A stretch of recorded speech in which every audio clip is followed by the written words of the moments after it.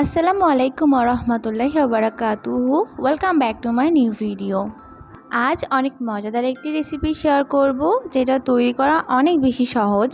অল্প একটু মাংস দিয়ে এই নাস্তাটি খুব সহজেই তৈরি করে নিতে পারবেন।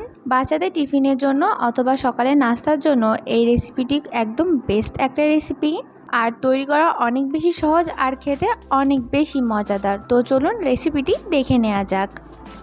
প্রথমেই নিয়েছি এখানে 4টা ব্রেড স্লাইস। আমি এখন এই ব্রেডের কোনাটা কেটে দিব।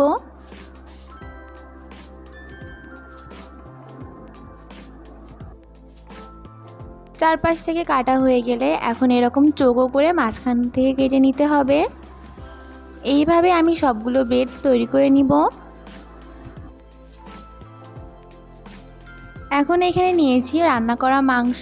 আগের দিনকার রান্না করা মাংস কিছুটা বেঁচে গিয়েছিল, এখানে সেটাই ব্যবহার করছি। আপনারা চাইলে এখানে মুরগির মাংসটা ব্যবহার করতে পারেন। হাতের সাহায্যে সবগুলো মাংস টুকরো এভাবে ছোট করে নিব এবং বাটিতে বেঁচে থাকা মশলাগুলো এর মধ্যে দিয়ে দিব। এখন দিয়েছি পেঁয়াজ কুচি। এখানে 2টা মিডিয়াম সাইজের পেঁয়াজ আছে। দিব কাঁচামরিচ কুচি, একটা ডিম, একটা ম্যাগি মশলা, পরিমাণ মতো লবণ, 1 চা চামচ সয়া সস, 1 চা চামচ টমেটো সস, আর দিব 2 টেবিল চামচ কর্নফ্লাওয়ার। ব্যাস, শুধুমাত্র এই কয়টা উপকরণ দিলেই হয়ে যাবে। এখন এই সবগুলো উপকরণকে একসাথে খুব ভালো করে মিশিয়ে নিব।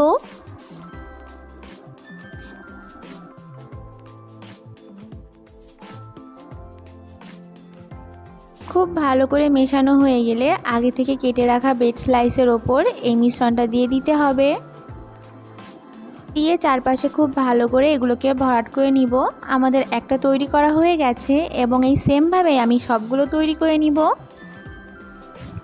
এখন এই নাস্তাগুলোকে ভেজে নিব। এর জন্য কড়াইতে মিডিয়াম হিটে তেল গরম করে নিয়েছি। এখন এই সবগুলো নাস্তা এর মধ্যে দিয়ে দিব।